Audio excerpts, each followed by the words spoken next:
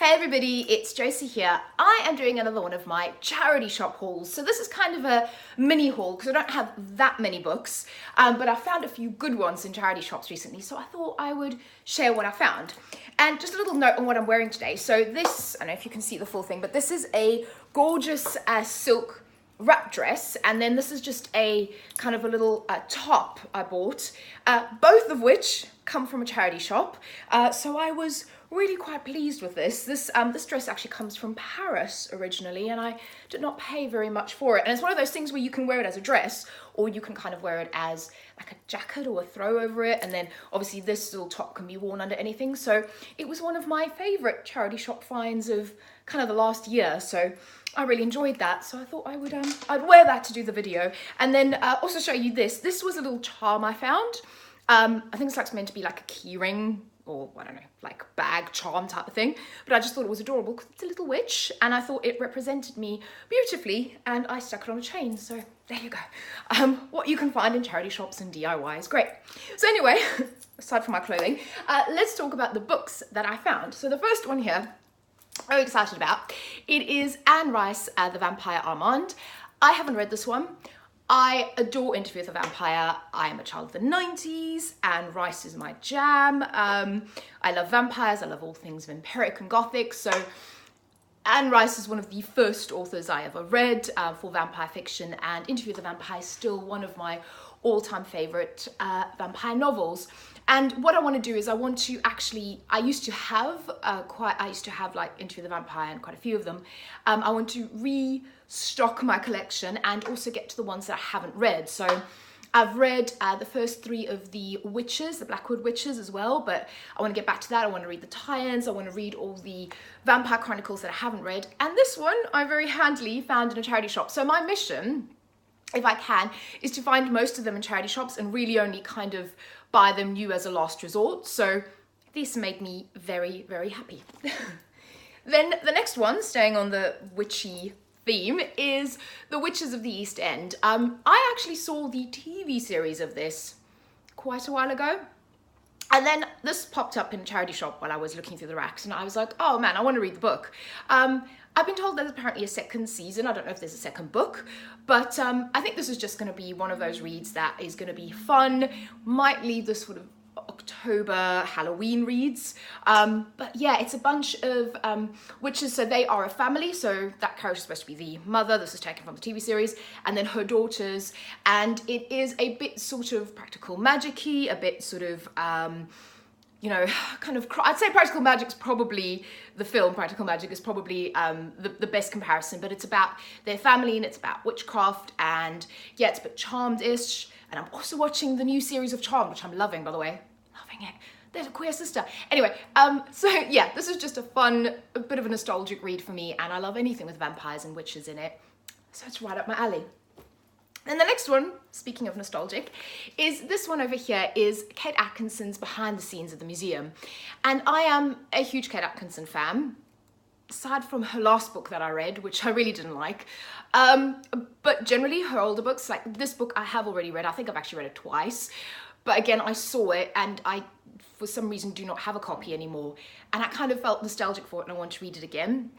And this is basically about a family, and they live at this in this kind of really beautiful house, and it's really about the relationships of the family and how they interact and kind of the secrets we keep. And Kate Atkinson writes really quirky characters. She's very much, these narratives aren't necessarily plot driven, they're character driven. And Emotionally Weird, for example, is probably one of my all-time favorite books and one of my favorite Kate Atkinson books. And it is about, you know, people going on a trip, and there's not that much of a plot happening, but the way she writes her characters, and they're kind of sarcastically funny normally, and it just, I love this book. I love Emotionally Weird. I love Human Croquet. That's one of her others. Again, it's about family and human interaction and friendships. And yeah, this one, yeah, I love this, and I'm kind of looking forward to rereading this at some point. Then the next one I found, I was really stupidly excited about this. So I am on a bit of a post-apocalyptic train at the moment. I just got through reading M.R. Carey's The Girl with All the Gifts, which again, I don't know why I've put that one off for so long, but I freaking loved that book. And I've been reading a lot of books with sort of a post-apocalyptic theme. I'm really loving it at the moment. I kind of started loving it. I never used to read it, and I started loving it sort of last year when I first read Station 11, which I love as well. So I was really excited. So I'm kind of keeping my eyes out for books that I think kind of would fit that vein and that I would enjoy. And I saw this one. So this is Last 8. Now, they probably shouldn't have done this, but this is actually an advanced copy. So this was obviously sent to someone as an advanced kind of marketing copy. And they have then given this to a charity shop. Thank you very much. This book has not been released yet. So I sort of picked it up on a whim. I kind of read the back. I thought, oh, that's really good. Didn't really pay too much attention to the fact that it was actually it looks at an advanced copy of this book. And then went online to kind of look at some of the reviews and realized that everything just said pre-order. And I thought, oh, what's going on here? It hasn't been released yet. So I'm actually probably going to read this as one of my next books because I want to read it before it gets released, so I can kind of maybe talk about it and do a video on it as well.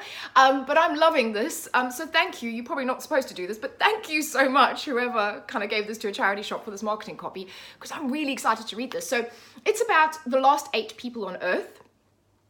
Something's happened, and there's 8 sort of survivors, and they all sound really quirky and really different, and some of them sound very motivated, some of them don't. It almost sounds like the Breakfast Club in post-apocalyptic world, and it just sounds like it's going to be a fun time, and yeah, I'm so pleased that I've got my hands on this before it was even released, and it cost £1.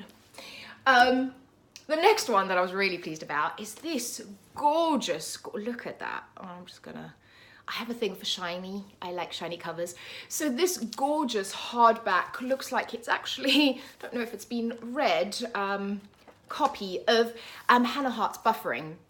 Hannah Hart is a YouTuber, she's a writer, she's an influencer, she's a queer lady, she talks about her experiences, and this book is about her life, so it's an autobiography, but yeah, she's very honest in her sharing, and it says in here, these are tales of family, faith, mental health, lesbian sex, and my ongoing journey to love myself and not just my selfies, which I love. You had me at lesbian sex. No, I'm kidding. But yeah, I think it'll be really, really interesting. Yeah, I cannot wait, and I can't believe I found this. This is gorgeous. Look at this book, it's beautiful. It's cost me £3 from the charity shop. So again, thank you to whoever donated this. This is staying on my bookshelf, unfortunately.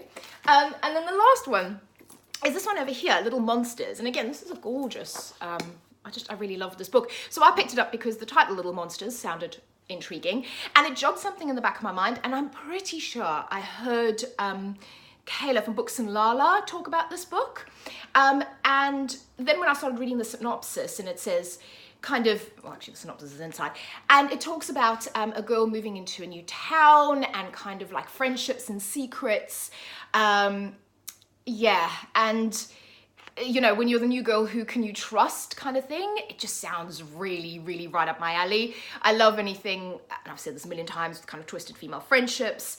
It sounds like it's going to be sort of a thriller as well, kind of like that Pretty Little Liars sort of thing, which I am absolute trash for. I love American teen things. Pretty Little Liars is one of my favorite series. Didn't like the end though, but other than that, loved it. And yeah, so this kind of is giving me Pretty Little Liars vibes. So I'm hoping that's what I'm going to get, but I'm pretty sure that Kayla kind of was looking forward to this as well, so I'm really excited. So anyway, that's my stash. Thank you so much for listening to me. I will talk to you guys soon, and bye-bye.